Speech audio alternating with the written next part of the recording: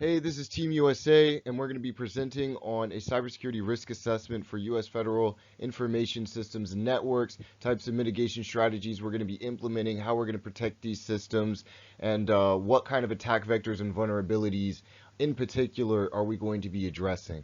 So let's go ahead and look at the agenda. So looking at the agenda, you can see the first item here is the overview, which is essentially an executive summary of the entire presentation. Before we move on to a list of key terms and their definitions, attack vectors, vulnerabilities, what is a risk assessment? It's really important for us to have a firm understanding of these key terms moving forward, especially when we get into the vulnerabilities and countermeasures sections. We kind of get into the nitty-gritty details of what are the vulnerabilities we've identified in federal information systems and networks, and what are the mitigation strategies or preventative measures we're going to put in place in order to improve the overall cybersecurity posture of the U.S. government and federal agencies. Before we move on into attribution to state actors, we're going to be looking at things like advanced persistent threats, which state actors pose the greatest threat to U.S. Information systems and federal systems and networks. And then we're going to kind of look at a comprehensive vulnerability assessment that kind of draws on all of the major points mentioned throughout the presentation and compiles it into this vulnerability assessment matrix, where we're going to have the cybersecurity vulnerabilities we've talked about ranked from high to low. And we're going to end with some recommendations on how to improve the cybersecurity of U.S. federal systems and networks. So quite a bit of cybersecurity vulnerabilities and attack vectors have been identified that could potentially compromise U.S. federal information systems networks. So that's why it's important for U.S. federal agencies to put in place increased security measures in order to identify, protect, detect, respond to, and recover from a cyber attack targeting the government's network information systems or data. Right? So the countermeasures that we're going to put in place in order to mitigate against the cybersecurity threats we've identified are primarily based on NIST cybersecurity, the NIST cybersecurity framework, which comes from the 800-53 publication, and in addition to other relevant NIST standards and FISMA standards, in order to provide both policy and technology solutions in order to counter the vulnerabilities that we've identified. All right, so we're all here to talk about this cybersecurity risk assessment, but what is a cybersecurity risk assessment exactly? Right? So a risk assessment essentially identifies the various information assets that could be affected by a cyber attack, such as vulnerabilities in software or network communications, right? And then it identifies the various risks that could affect those assets. So we're looking at, where are the vulnerabilities? Why are they there? And then how do we fix them? All right. So conducting a risk assessment is essential for federal agencies to improve their cybersecurity posture, right? So how can you put mitigation strategies in place or countermeasures in place for vulnerabilities you haven't even identified, right? So you have to know what the vulnerabilities are before you can address them, right? And that's essentially why risk assessment is important and what we're doing here with the cybersecurity risk assessment. Okay, so now moving on to attack vectors, right? So what are attack vectors? Attack vectors are the paths by which malicious actors gain unauthorized access to computer systems or data, right? So this is, what are the vulnerabilities, right? So vulnerabilities typically fall into three main categories: people, policies, or technology. It's not just all technology. You could have the best encryption in the world, 256-bit encryption, 120, it doesn't matter, right? IPsec, TLS, and then you have some guy working in this federal agency who's not really paying attention, checking his email, clicks on a malicious link, boom, now he's a victim of a phishing attack. Attacker gains entry into the U.S. federal information system, gains access to the network, right? Escalates privileges, and now you have a whole issue on your hands, right? Even with all of these different cybersecurity protocols in place, right? Same thing with policies, right? So maybe you have the right people, you have the technology, but you don't have any you're not using NIST standards, you're not using FISMA or ISO standards, you're disorganized, you don't have the right policies in place, right? There's no password policies. You have the best technology in the world, state-of-the-art technology, and then you don't have the policies in place for it to matter, right? So attack vectors are essentially, you know, the paths that attackers use to exploit these vulnerabilities that they find in people, in policies, and in technology, right? And before countermeasures can be implemented, the vulnerabilities and attack vectors first have to be identified and understood. Okay, so then what are countermeasures, right? Countermeasures are the actions taken to minimize, mitigate, or eliminate threats, right? So in order to reduce and mitigate the cyber threats faced by the United States federal government, countermeasures must be put in place in order to secure the identified vulnerabilities and attack vectors, remember what we talked about, that could potentially cause damage to federal systems, information, and networks. So these are just the mitigation strategies, right? So once we've identified what the problem is, what caused this problem, how it's going to affect our systems, how it's going to affect our communication channels, this is, the solution, okay? Okay, so vulnerabilities and countermeasures, right? So this is the real deal. Your system got hacked. How did it get hacked? Why did it get hacked? What attack vector was used in order to exploit, which vulnerability, all of this nitty-gritty details, right? What mitigation strategies are we going to implement in order to protect these systems, improve the cybersecurity posture of federal information systems and networks, right? So how do we do that? Okay, so we're talking about vulnerabilities and countermeasures. We're really talking about, what kind of methods are attackers trying to use in order to gain unauthorized access to our information systems or to our network, right? So based on analysis of the most likely attack methods exploiting authentication vulnerabilities, such as weak passwords or a lack of multi-factor authentication, we found that these attacks pose a significant threat to federal information systems, right? So password attacks, things like a brute force attack, a dictionary attack, rainbow tables attack. All of these attacks are, automated. They just have a list of, the most common passwords people use, and then if your password is password1234, right, they're gonna brute force their way in maybe 2 minutes, right? Because that's inside the dictionary. That's one of the easiest passwords to crack. Okay, and then we have phishing and social engineering attacks, and this is usually like the main point of entry that hackers. This is how hackers escalate privileges into these higher level, really major attacks. They usually come in through a phishing attack or social engineering attack. They trick somebody into clicking some link, social media, or email that downloads some malware into their computer, and then it just gets worse from there. And then you have man-in-the-middle attacks, other eavesdropping attacks. Usually this is due to weak encryption. And then you have cross-site scripting attacks that attack, you're looking at browser cookies, browser information. So you really want to protect, these, your website from these sorts of cross-site scripting attacks, right? That might exploit vulnerabilities in like your input or data fields, And then we have once authentication credentials or other personally identifiable information is exploited by attackers, it can completely compromise the affected individual information system and network, which presents a major risk to the United States federal government.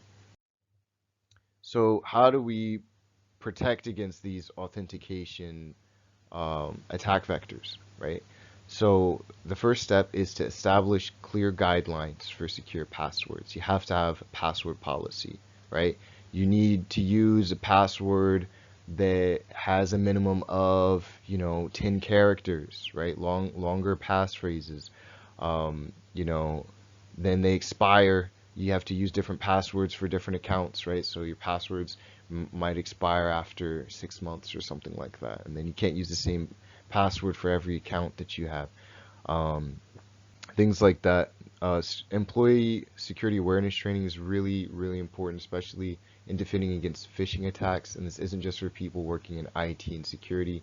This is for everyone throughout the organization because, even the HR guys, they're using computers that are connected to the same network as, the cloud architect or, the cybersecurity analyst, so, it's all the federal network. They're all using federal systems. So cybersecurity awareness training is really important.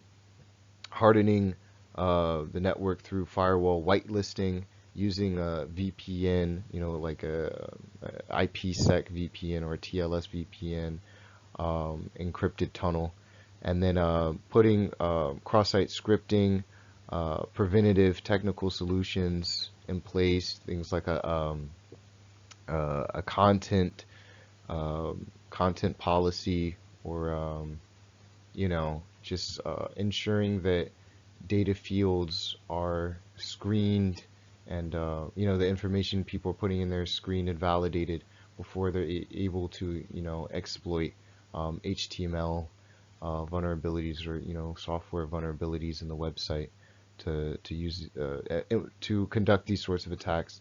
And then multi-factor authentication is pretty essential in this day and age, right?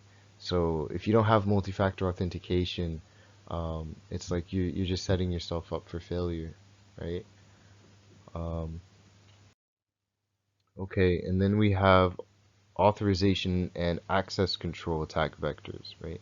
So now we have our insider threats, and this is probably the most significant threat to any agency or any organization in the world, is the people working inside of federal agencies who have legitimate access, right? So these are users who again have legitimate access. They are authorized to use federal systems and use the private networks, so they have a tremendous impact. What they're able to do has a tremendous impact on a federal agency's cybersecurity, right? So employees with legitimate access could potentially damage physical machines. They can exploit sensitive information, or use their access to databases to find private records, maybe get revenge on a colleague, or maybe do something a little more malicious, like gain access to their bank account, start stealing their money, right? A lot can go wrong. So it's really important that we address that's a major vulnerability. Um, and then it's actually a lot more serious than like attackers. So attackers are these are external attack vectors. Still a major concern, right? But they're largely relying on gaining some kind of authorization first, right? By maybe hijacking legitimate credentials and using them to move laterally throughout the network, right? So the insider threat is one step ahead because they already have the legitimate access. The hacker first has to get the legitimate access and then go on from there, right? And then you have different kinds of attack vectors that these attackers are going to use, like a rootkit, or Trojan malware, ransomware, database injection, denial of service attacks. So you're getting authorization, access control can really get hit from all sides, right? So even if maybe the attacker doesn't find their way into the network to put malware in your systems, well, they can just DDoS the the the network, and now nobody can do anything, right? There's no service. So how do you defend against that? You update your policies. Make sure you have access control policies. We might want to implement NIST 800-12 physical and logical access controls. Make sure you have separation of duties, a principle of least privilege. People don't have more access to information systems and data than what they need to do their jobs, right? And then You want to that that's essentially employing a zero trust model where you just you're not assuming the worst of your employees, but you're making sure that the bad eggs can't really do much if they decide to be malicious, right? If they decide to move against the federal government. So you also want to set up backups and redundancy, right? Maybe you could do a full backup every week and incremental backups every day, at the end of every day, using any kind of RAID, maybe RAID 6, or and then you also want to think about like it's going to be a remote backup, on-site backup. But the most important thing is that you have this maybe weekly full backup and then daily incremental backups to make sure your data is safe. You want to establish USB device management policy, maybe also a mobile device management policy. So you want to protect your hardware, you want to protect your network from these physical devices, or you know um, external devices people could bring from outside the company, just plug into your computer, and start siphoning off information. Um, and then for hackers, you want to develop and maintain cyber hygiene, right? So what does that mean? Means that you have firewalls in place based on NIST standards, FISMA standards. You want to make sure that you're really implementing all the recommendations from the NIST cybersecurity framework and the 800-53 publication. Um, you want to make sure that you have an IDS, an IPS system behind the firewalls. You want to make sure you have up-to-date antivirus software. So that's what we mean by cyber hygiene. And then attack vectors and countermeasures. You need to conduct a risk assessment and ensure compliance with security standards, like the NIST standards that I've just mentioned. And now when we go into attribution, this is a very important part of assessing cyber risk. So the U.S. federal government cybersecurity has become a very major concern over the last few decades, with rapid changes in technology juxtaposed with an increase in cyber attacks being conducted by criminals, nation states, and organizations around the world, right? And in order to attribute cyber attacks launched at the U.S. government's communication channels and information systems, it's important that we look at the international threat landscape presented by major state actors outside of North America. In particular, we're looking at China, Russia, Iran, and Venezuela. And each of these have a complex relationship with the United States and its allies. Let's go ahead and take a look at different kind of state actors involved. So we look at China. Chinese advanced persistent threats and spyware, gathering information on Western information systems and networks is a major concern. China has been responsible for massive theft of tens of millions of records from the Office of Personnel Management in 2014. We keep hearing about allegations of China, conducting cyber espionage against the United States, cyber warfare against the United States, collaborating with North Korea. It's a very major concern for U.S. national security, cybersecurity. Same thing with Russia. Russia has, a large reserve of fairly cheap labor, cheap skilled labor, right? People who will hack for the government. So, they're connected to the Russian government, but you can't really blame the government for what they're doing.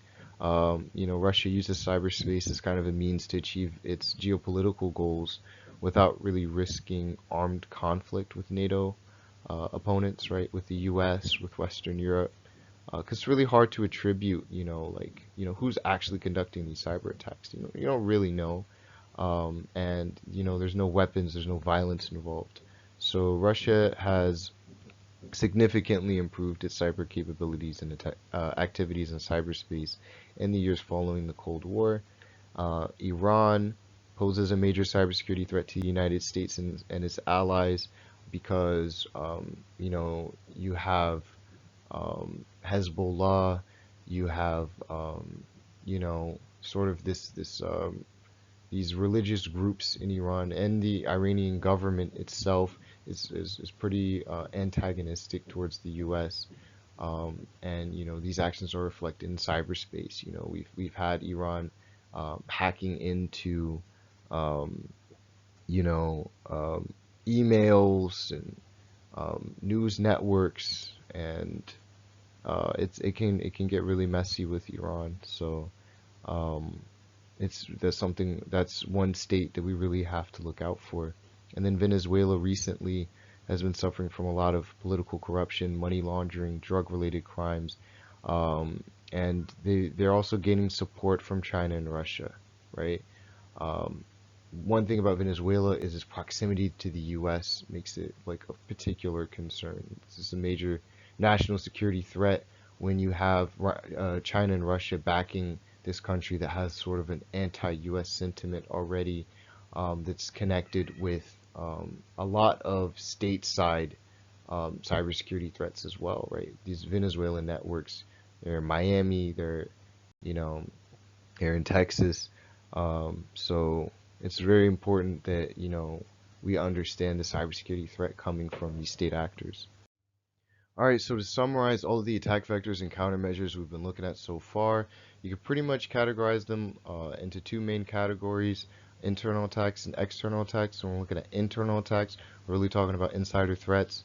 When we look at the countermeasures from a technical perspective, we're talking about, architecting the network and configuring the network correctly, right? So what does that mean? That means we have firewalls, IDS, IPS systems fully up to date. We have a DMZ. We have network segmentation, internal network, external network. We're filtering traffic. We're whitelisting, things like that, right? And then from a human perspective, we want to make sure that we keep our talented employees, but we also want to make sure that we have a cybersecurity culture at our organization, where employees are kind of they understand the risks associated with using information systems and networks irresponsibly. And then for from a policy perspective, you want to do cybersecurity awareness programs that are mandatory, and then employee termination protocols, right? So, this kind of goes into your like acceptable use policies, or internet use policies, right? So what are people allowed to do on these information systems, and then, what happens when they violate, you know, these the terms of these policies, right? So there has to be a clear course of action that we can take, and clear, um, guidelines for employee behavior, and red lines for what employees are not able to do on information systems or on the the federal network. And then for external attacks, um, you know, essentially a lot of the same controls that we would use for internal attacks. Because, like I said previously, attackers first have to gain access into the network, right, before they could really do a whole lot. So, the same sort of, architecting the network correctly. You have your DMZ, your firewalls, your IDS, IPS systems, up-to-date antivirus software. That's going to keep out a lot of, maybe like 90% of attacks, right? If you just implement the same measures that you would do for internal attacks, right? Uh, and then for people, you want to vet your employees, do your cybersecurity training, policy solutions, right? So from policy perspective, how do you mitigate external attacks? The cybersecurity awareness is really important, right? The education is really important. And then you also want to have risk-based cybersecurity policies. So, right, once you've identified vulnerabilities, you want to have policies in place that, kind of act as a deterrent or preventative measure, to defend against these vulnerabilities or the attack vectors and vulnerabilities you've identified um, externally. Okay, so we're going to take a look at the vulnerability matrix in a bit, but I just want to take a second to talk about how we prioritize the risks, right? So the risks to the CIA triad define the severity of the threat. So what does that mean? It means so the threats or attack vectors that threaten, confidentiality, integrity, and availability, like all three. These are all considered high priority. And then attack vectors or vulnerabilities and threats, um, you know, that would affect just maybe one or two of the CIA triad. So just affect confidentiality or just affect availability. These are lower priority items, right? And then risks to critical infrastructure are the highest priority. And then we also have we want to emphasize protecting privacy and civil liberties through collaboration of the private sector and government agencies, right? So this is how we've prioritized the risks. This is how we've comprised the matrix. All right, so when we look at the vulnerability assessment matrix, you can see over here on the left we have our vulnerabilities.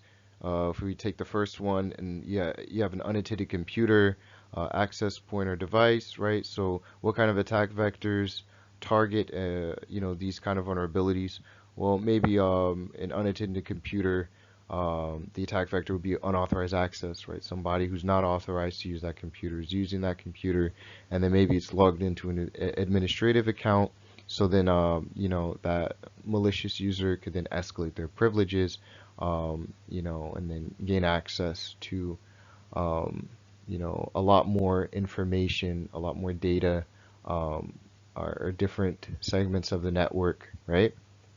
Um, and this can really have a huge impact on, um, you know, um, the confidentiality, integrity, and availability of the information system or the network. So each one of the CIA triad is compromised by these vulnerabilities being exploited, which makes this item pretty high impact, right?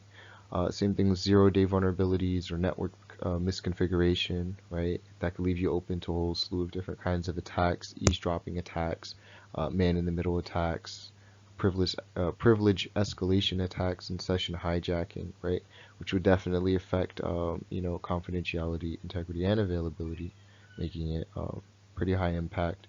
A lack of encryption or adequate encryption, right? So maybe you have encryption, but it's not AES 128-bit encryption, so it has known vulnerabilities, right? So you could get that leaves you open to attackers, um, uh, doing data breach or brute force attacks. And then a lack of cybersecurity awareness training and human error, really, really big deal. I think IBM did a report where they found like something over 90% of cyber attacks were somehow the result, or at some point, the result of human error, right? It's not the whole issue, but part of how that attack happened was somebody made a mistake, right? Human error. So each one of these items are pretty high impact. Yeah, so in the second page of the vulnerability matrix, this is where we look at, lower impact items, right? So none of these items are considered high impact. We consider all of them to be about medium impact, right? Because they didn't compromise, necessarily like the integrity of, the information systems and networks. So weak passwords, lack of antivirus, right? Maybe mobile devices. If you don't have a mobile device management policy, right? Um, this could pose a really, really huge issue because mobile devices typically have much weaker security than computers, right? And they tend to use Wi-Fi more on mobile devices, and there's a lot of vulnerabilities with uh, with Wi-Fi. Usually the encryption isn't very good, and it's really easy to conduct eavesdropping attacks on a bad Wi-Fi connection, right? So maybe that employee went into Starbucks, and then you know, they got malware put onto their device or something like that, and then they come into the office, and and that same device accesses, um, that the office network, and then now you have malware in the network. Maybe you have a botnet, and then but all of these vulnerabilities, all of these attack vectors, ransomware, um, malware, spyware, compromised credentials. These are all pretty low impact or medium impact compared to um, the vulnerabilities and attack vectors we looked at previously. Okay, so what are the recommendations? We need to mitigate cybersecurity risks associated with the vulnerabilities with high impact first, and then move forward from there. I'd say starting with insider threats and vulnerabilities and attack vectors associated with insider threats, branching out into more technical and policy solutions, network configurations and things like that. And then we need to address the medium impact vulnerabilities after that in order to minimize privacy concerns and ensure that systems stay available and information um, remains confidential. Confidential information isn't leaked or put out there or exfiltrated from the information systems and networks.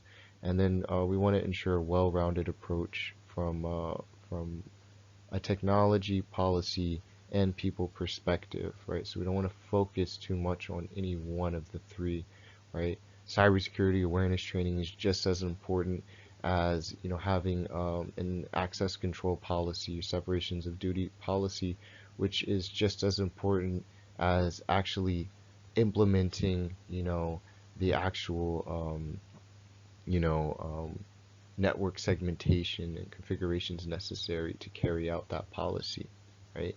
So they're all connected, and real cybersecurity takes into account, each one of the vulnerabilities that people, policy, and technology weaknesses present, So I hope you take these recommendations into consideration and that you enjoyed this presentation. Um, and looking forward to your feedback.